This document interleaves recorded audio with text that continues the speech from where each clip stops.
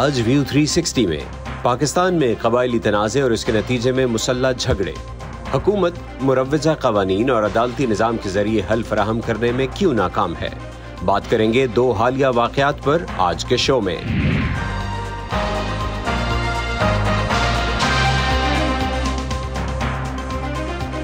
Voice of America کے Washington studios سے programme view 360 کے ساتھ میں ہوں محمد عاطف۔ ویلکم ٹو دی شو۔ پاکستان کے صوبہ بلوچستان کے ضلع خضدار میں دو بلوچ قبائلی سرداروں کے مسلح جتھے گزشتہ ایک ماہ سے ایک دوسرے کے خلاف مورچہ بند ہیں۔ اس تنازع کی وجہ سے گزشتہ بدھ کو وڈ کے علاقوں باڈڑی اور زرچین میں فائرنگ اور دھماکوں کا سلسلہ شروع ہوا تھا، جس کے بعد ان قبیلوں کے درمیان کشیدگی کو کم کرنے کے لیے پولیس، فرنٹیئر کور اور لیویز کو علاقے میں تعینات کیا گیا، جبکہ حکومت اور قبائلی عمائدین دونوں گروہوں کے درمیان فائر بندی کروانے میں کامیاب ہو گئے ہیں۔ اس مسئلے کے حل کے لیے ایک کمیٹی بنائی گئی ہے جس میں قبائلی عمائدین اور مذہبی رہنما شامل ہیں۔ اب سے چند روز پہلے اسی طرح کا ایک اور تنازع افغانستان سے ملحقہ پاکستان کے ضلع کرم میں بھی رونما ہوا تھا، جہاں متحارب قبائل کے درمیان زمین کے تنازع پر شروع ہونے والی مسلح جھڑپیں 30 رکنی مصالحتی جرگے کی کوششوں کے بعد رک گئیں۔ اس معاملے پر نظر رکھنے والوں کا کہنا ہے کہ جب تک پورے ضلع میں زمینوں اور جائیدادوں کے تنازعات حل نہیں ہوتے تب تک مستقل طور پر امن نہیں آ سکتا۔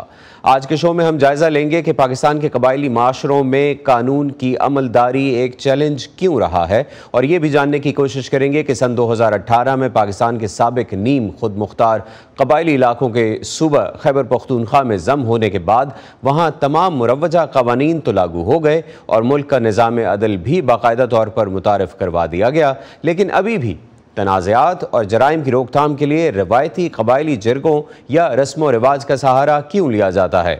پہلے بات کرتے ہیں خضدار کی، جہاں یہ پہلی دفعہ نہیں ہے کہ ان دونوں گروہوں کے درمیان اس تنازع پر مسلح جھڑپیں ہوئی ہوں۔ زمین اور جائیداد کا یہ تنازع مینگل قبیلے کے سربراہ سابق وزیر اعلیٰ بلوچستان اور بلوچستان نیشنل پارٹی یعنی BNP کے قائد سردار اختر جان مینگل اور ان کے رشتہ دار اور سیاسی حریف میر شفیق مینگل اور ان کے قبائل کے درمیان ہے۔ اس بارے میں تازہ ترین معلومات کے لیے پہلے چلتے ہیں کوئٹہ۔ ہمارے رپورٹر مرتضی زہری وہاں موجود ہیں۔ Murtaza thank you. مرتضی پہلے تو یہ بتائیے کہ اس وقت کیا صورتحال ہے، اور پھر یہ بھی بتائیے کہ تنازع ہے کیا؟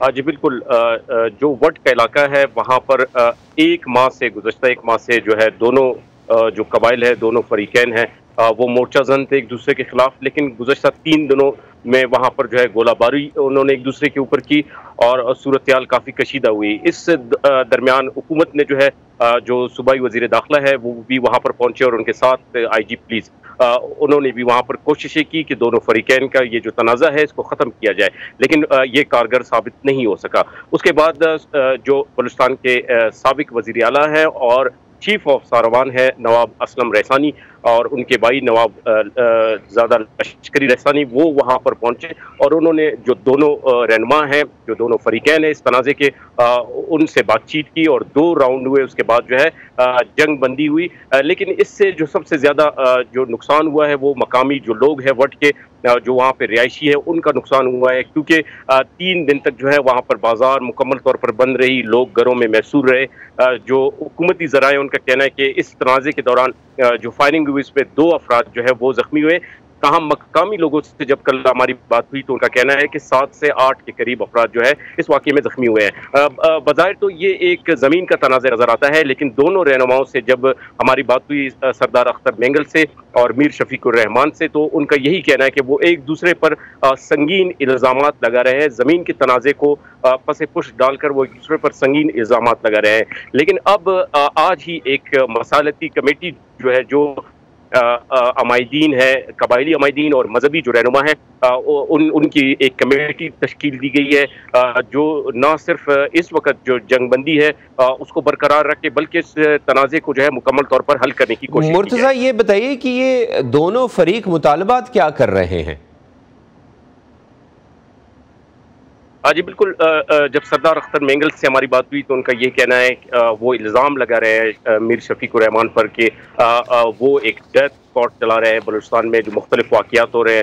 تاہم دوسری جانب جو میر شکیل الرحمان سے بات ہوئی تو ان کا یہ کہنا ہے کہ سردار اختر مینگل جو ہے وہ انڈیا کے ایجنٹ ہے، اور وہ اس طرح کے ایک دوسرے پر سنگین الزامات لگا رہے ہیں. لیکن بظاہر یہ ایک زمین کا تنازع نظر آتا ہے جو تقریباً 20 سال سے وہاں پر جاری ہے. جی مرتضیٰ، بہت شکریہ، آپ نے ہمیں گراؤنڈ سے تازہ ترین صورتحال بتائی، اور جیسے آپ نے بھی ذکر کیا کہ وہاں جو مقامی لوگ ہیں وہ کافی خوف زدہ ہیں، ان کا نقصان بھی ہوا ہے. حکومت بتا رہی ہے کہ تقریباً 2 کے قریب افراد زخمی ہوئے ہیں، جبکہ علاقہ رہائشیوں کا کہنا ہے کہ 7 سے 8 افراد زخمی ہوئے ہیں. فائر بندی تو ہو چکی ہے وڈ کے علاقے میں، لیکن اس جھگڑے کی وجہ سے عام لوگوں میں بہت خوف پایا جا رہا ہے. اور آئیے ہم آپ کو دکھاتے ہیں کہ عام لوگ اس بارے میں کیا کہتے ہیں.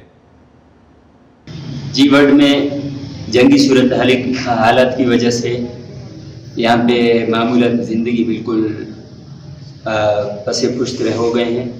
اس کے ساتھ ساتھ تعلیمی نظام تباہ و برباد ہو گیا ہے. اسکولز بند ہے، کالج بند ہے، یونیورسٹی بند ہے. حتیٰ کہ جنگ کی صورت میں جو مین RCT روڈ ہے وہ بھی بند ہے. یہاں پر جو وڈ سٹی ہے یا اس سے ملک جو یونین کونسل ہے وہاں پر لوگ گھروں میں محصور ہو کر رہ گئے ہیں. غذائی قلت بھی ہے. یہاں پر دکانیں، بازار، دفاتر سب کچھ بند ہے. اس کے ساتھ ساتھ بہت سارے لوگ یہاں سے نقل مکانی کرنے پر جنگ کی وجہ سے مجبور ہو گئے ہیں اور یہاں سے نقل مکانی کر کے چلے گئے ہیں. اور جنگ کی وجہ سے یہاں پر کچھ گھروں کو بھی نقصان ہوا ہے. 7 سے 8 لوگ زخمی بھی ہو گئے ہیں. تو لہٰذا اس صورتحال میں انتظامیہ کا کوئی رول نظر نہیں آیا. انتظامیہ کو چاہیے کہ اس میں اپنا کردار ادا کرے، اس جنگ بندی میں اپنا رول ادا کرے.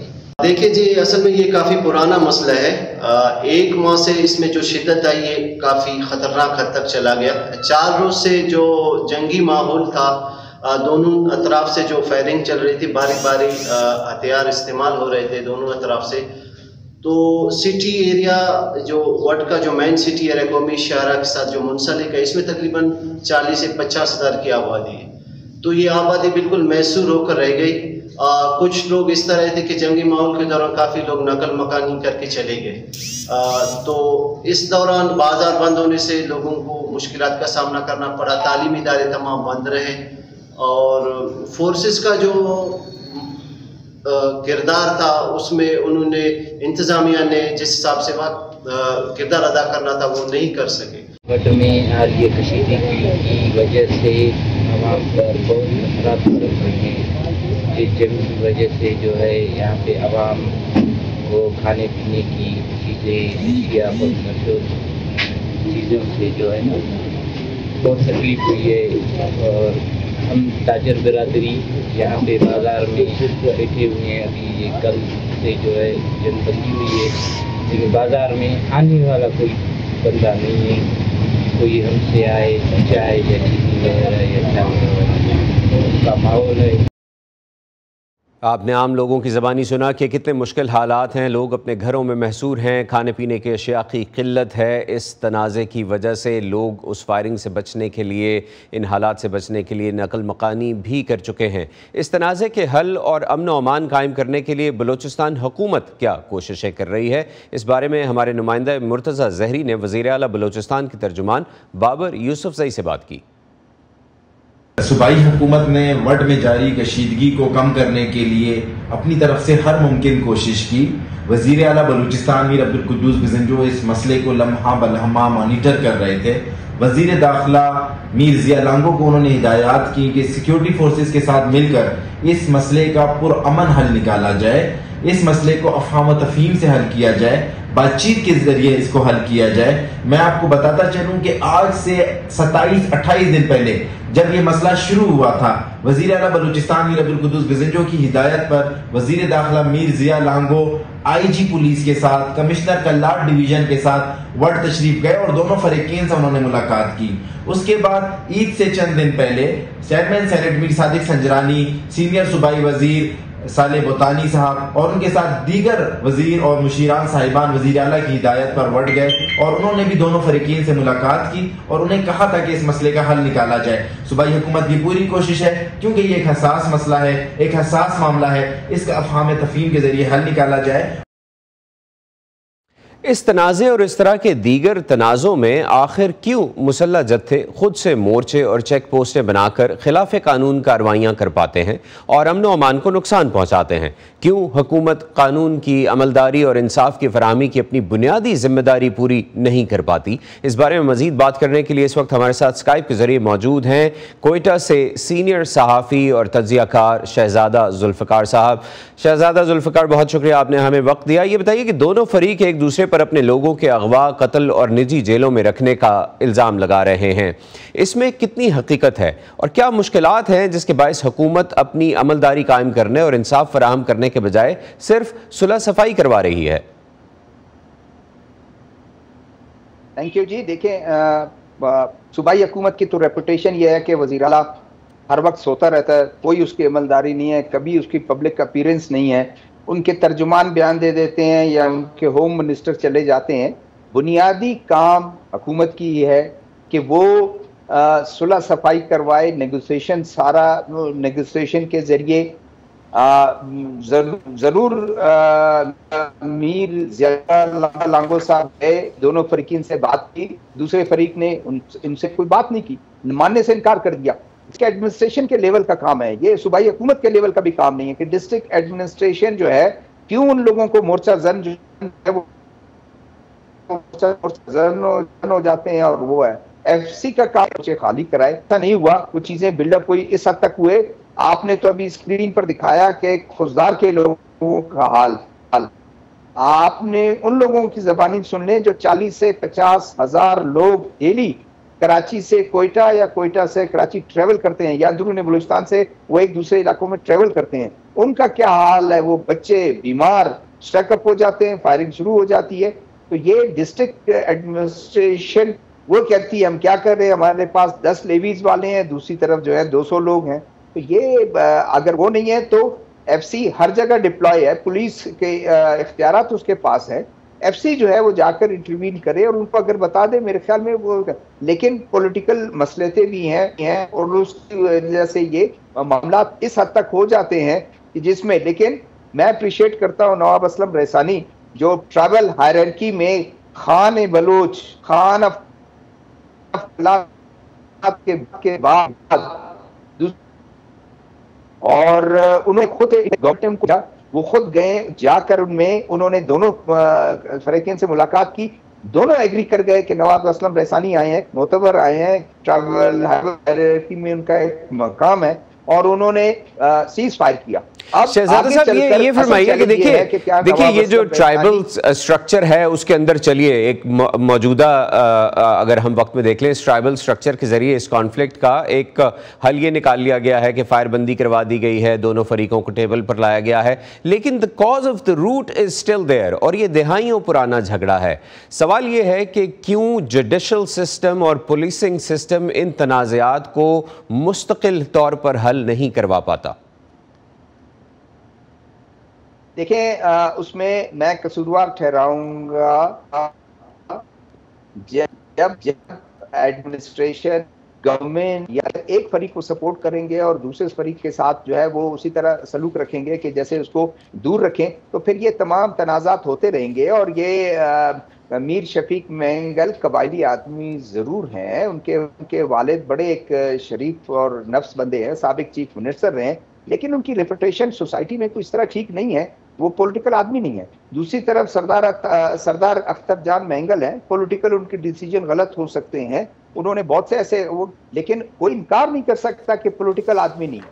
تو اب پولیٹیکل آدمی اور اس طرح سے سارا اگر وہ لے لیں ایڈمنسٹریشن کی, گورنمنٹ کا کروڑوں روپے اگر ان کو نان الیکٹڈ لوگوں کو جو ہے آپ فنڈ دے دیں اور فنڈ میں پھر وہ جنریٹ کریں اپنی فورس, یہ اس میں کوئی شک نہیں ہے. میر شفیق مینگل ہمیشہ ان کے پاس تھی ہے اور یہ کرتے رہے ہیں, اس میں اعلانیہ وہ بولتے رہے ہیں, تو اس میں پھر تنازع کس طرح حل ہوگا؟ تو ایڈمنسٹریشن, گورنمنٹ, سب کو چاہیے کہ سب کو ایکول ٹریٹ کرے, اس کو یہ نہ دیکھے کہ کون کیا ہے, کون میرے مخالف ہے, کون میرے مخالف نہیں ہے.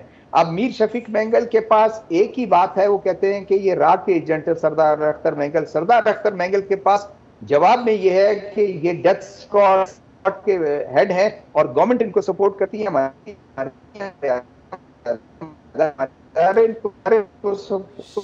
شہزادہ صاحب کی آواز کچھ بریک ہو رہی ہے, اس کا مسئلے کا حل بھی بڑا مشکل نظر آتا ہے. جی ٹھیک, شہزادہ ذوالفقار صاحب بہت شکریہ. اب ٹھیک ہے میری آواز؟ شہزادہ ذوالفقار صاحب بہت شکریہ, آپ نے ہمیں وقت دیا. جی جی please go ahead, go head.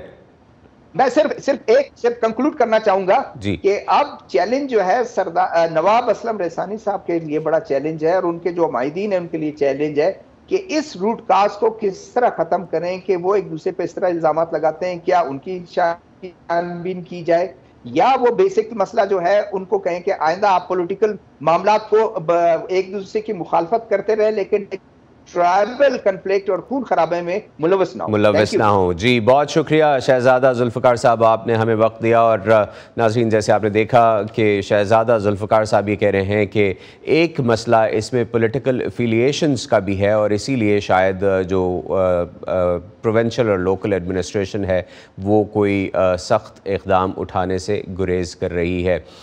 یہ تو ایک واقعہ تھا خضدار کا جس پر ہم نے بات شروع کی, اور یہ چونکہ ایک ریسنٹ واقعہ ہے, لیکن اس سے پہلے 7 جولائی کو اپر کرم کے علاقے بشرا اور ڈنڈار کے قبائل کے مابین ایک زمینی تنازع اس وقت شروع ہوا جب شاملاتی زمین پر ایک قبیلے کی جانب سے شروع کیے گئے تعمیراتی کام کو دوسرے قبیلے کے افراد نے روکنے کی کوشش کی, اور یوں مسلح جھڑپیں شروع ہو گئیں.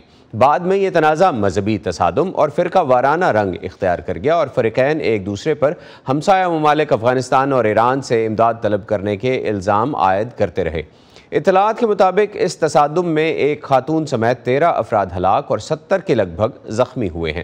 البتہ سرکاری سطح پر اس حوالے سے کوئی اعداد و شمار جاری نہیں کیے گئے.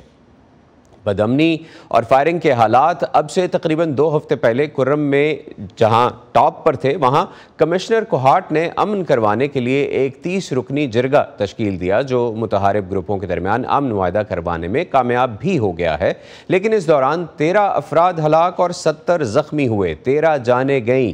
امن معاہدے کے بعد اس وقت کرم میں کیا صورتحال ہے اور مقامی افراد اس بارے میں کیا کہہ رہے ہیں, یہ جاننے کے لیے ہم جا رہے ہیں وی او اے ڈیوا سروس کے رپورٹر عدنان بیٹانی کے پاس, جو کہ اس وقت اسکائپ کے ذریعے ہمارے ساتھ ہیں. Adnan, thank you and welcome to the show.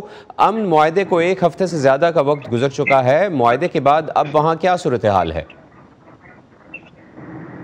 Thank you so مچ. تقریباً 2 ہفتے پہلے جو لڑائی کرم ایجنسی کے مرکز پڑچنار سے کوئی 10 کلومیٹر مغرب کی طرف بوشیرا اور ڈنڈر کے خلاف جاری ہوا تھا, اور پھر بعد میں یہ تقریباً پورے علاقے میں پھیل گئی, اور اسے نہ صرف علاقے زمینی تنازعات کی وجہ سے پیدا ہوئی تھی بلکہ بعد میں اس نے فرقہ وارانہ شکل بھی اختیار کر لی. لیکن 1 ہفتہ گزرنے کے بعد جہاں پہ مسلسل چھوٹے بڑے ہتھیار بھی استعمال ہو رہے تھے اور وہاں سے ایک دوسرے کو نقصان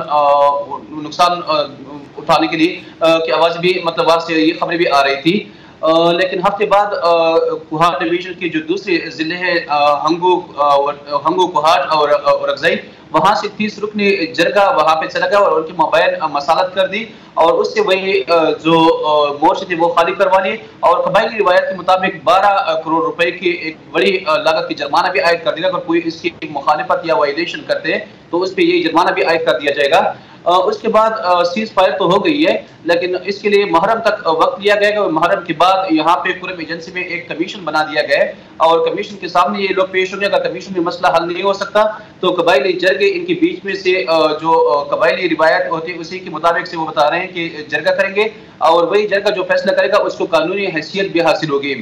عاطف صاحب, میں آپ کو بتا چلوں کہ یہ ٹرائبل ڈسٹرکٹ جب سے مرج ہوئے ہیں تو یہاں پہ یہ شاملاتی زمینوں کے جو تنازعات ہیں یہ بھی روزانہ کے مطابق دوسرے ضلعوں سے بھی رپورٹ ہو رہے ہیں. اور 2021 میں جب جنوبی وزیرستان میں دوتاری اور وزیر کبیرہ کے مابین لڑائی شروع ہو گئی تھی تو اس وقت کی صوبائی حکومت جو پاکستان تحریک انصاف حکومت کی حکومت تھی اس نے ایک لائحہ عمل بنایا تھا جس کے مطابق اس کا کہنا تھا کہ ایک کمیشن بنائیں گے, اور یہ کمیشن علاقے کو جرگے بنائیں گے, اور جرگہ جو فیصلہ کرے گا اس کے لیے وہ اس کو قانونی حیثیت بھی دیں گے.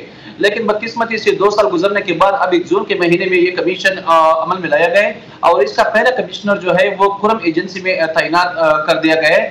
اور یہ بتایا جا رہا ہے کہ ابھی تک ان کے پاس کیسز بھی آ رہے ہیں، لیکن کرم قبائلی وہ واحد ضلع ہے جہاں پہ انگریز کی ٹائم سے لینڈ ریکارڈ موجود ہے، لیکن باوجود اس کے بھی یہاں پہ مرجر کے دوران جو پولیس اور دوسرے انصاف کے ادارے جو بتا رہے ہیں کہ وہاں پہ ایکسٹینڈ کر دیے گئے، لیکن باوجود اس کی بھی وہاں پہ وہ ابھی تک کمزور ہے، وہ نہیں کر سکتے کہ ان علاقوں کو یا ان لوگوں کو وہ عدالت تک لے آئے. عدنان ویری کوئکلی یہ بتائیے کہ عام لوگوں کی زندگی اس سے کتنی متاثر ہوئی ہے؟ یہ جو 2 ہفتے کی تقریباً لڑائی تھی اس میں عام لوگوں کا کتنا نقصان ہوا ہے؟ دیکھیے جی، کرم کو اگر پہلے ہم جغرافیہ دیکھ لیں، ان کے بارڈرز شمالی وزیرستان، افغانستان اور خیبر قبائلی علاقوں کے ساتھ لگے ہوئے ہیں. پھر یہاں کی اگر آبادی پہ ہم نظر ڈالیں تو اپر کرم ایجنسی یہاں پہ آپ کو اہل تشریح ملیں گے، سینٹرل اور لوور میں اہل سنت ہے، اور ماضی میں بھی یہاں پہ ڈرون حملے ہوئے ہیں. اس میں یہ بتایا جا رہا ہے کہ تنازع کافی پرانا ہے. Adnan I am sorry I'll have to wrap it up here. ہمیں آگے جانا ہے. ہمارے ساتھ فخر کاکا خیل ہیں جن سے ہم اسی موضوع پر مزید بات کریں گے. Thank you very much Adnan for being with us today. اس تنازع اور اس کے بیک گراؤنڈ پر بات کرنے کے لیے جیسے میں نے کہا کہ اب فخر کاکا خیل صاحب ہمیں جوائن کر رہے ہیں اسکائپ کے ذریعے، انہی سے مزید بات کرتے ہیں. فخر صاحب، یہ تنازع کیسے زمینوں کے جھگڑے سے شروع ہو کر فرقہ وارانہ تنازع میں بدل گیا؟ کیا واقعی اس میں ملوث فریقین کو بیرونی ملکوں سے مدد حاصل رہی ہے؟ دیکھیں، پہلے تو عاطف ہمیں ذرا سا جو FCR کا نظام ہے جس کے تحت یہ خطہ 100 سال سے بھی زائد عرصے کے لیے گورن کیا گیا، اس کے نیچے زمینوں کی تقسیم یا انتظامی تقسیم کچھ اس طرح تھی کہ ایک علاقہ کہلایا جاتا تھا PT یعنی پولیٹیکل ٹیریٹری، ایک علاقہ کہلایا جاتا تھا TT یعنی ٹرائبل ٹیریٹری. پولیٹیکل ٹیریٹری کا مطلب یہ ہوتا تھا، مطلب روڈ، آفیسز، یہ وہ ایریاز تھے جہاں پر سرکار براہ راست قوانین لاگو کرتی، سڑک کے اوپر 120 فٹ تک دونوں جانب جو بھی واقعہ ہوتا تھا اس کی ذمہ داری براہ راست حکومت لیتی تھی. لیکن جیسے ہی آپ پولیٹیکل ٹیریٹری سے ٹرائبل ٹیریٹری کی طرف آتے تھے تو پھر کلیکٹیو جو ٹرائب کا نظام تھا وہ لاگو ہوتا تھا. مطلب انفرادی طور پر FCR کے نیچے لوگوں کی زمینیں نہیں ہوتی تھی بلکہ پوری قوم کی زمین ہوتی تھی مشترکہ طور پہ. چونکہ یہ نظام ہمارے جو سیٹلڈ ایریاز ہیں وہاں پر نہیں ہے، اس لیے ہمارے ناظرین کو اس کا سمجھنا ضروری ہے. لیکن فخر صاحب، لینڈ ریونیو کے پاس ریکارڈ تو لینڈز کا موجود ہے، پھر کیوں اتنی دہائیوں سے یہ تنازع چل رہا ہے اور یہ پھر بعد میں ایک فرقہ بندی بھی اس میں شروع ہو جاتی ہے؟ یہ جھگڑا اتنے عرصے سے جاری ہے اور اب جو ہم پریزنٹ پر آتے ہیں ضلع کرم میں اب خیبر پختونخوا کی صوبائی عملداری قائم ہو چکی ہے، تو کیا آپ سمجھتے ہیں کہ ریاستی سسٹم اور مشینری کے پاس اس دیرینہ تنازع کے مستقل حل کے لیے کوئی منصوبہ ہے؟ کیا وہ اس طرف بڑھ رہے ہیں؟ عاطف، یہی سمجھانے کی میں کوشش کر رہا ہوں کہ جو آپ کے ذہن میں ریونیو ریکارڈ ہے وہ اس طرح نہیں ہے.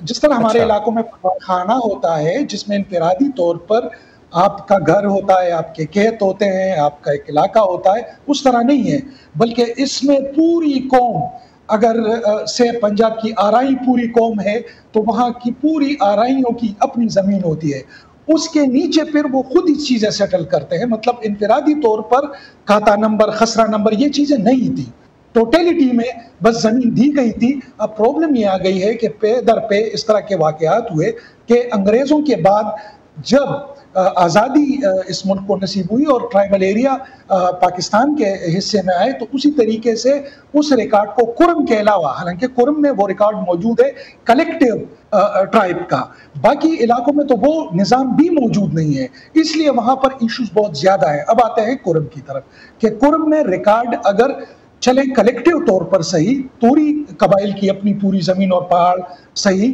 بنگش قبائل کی اپنی پورے پہاڑ اور باقی چیزیں، پھر کیوں ایشو آ رہا ہے؟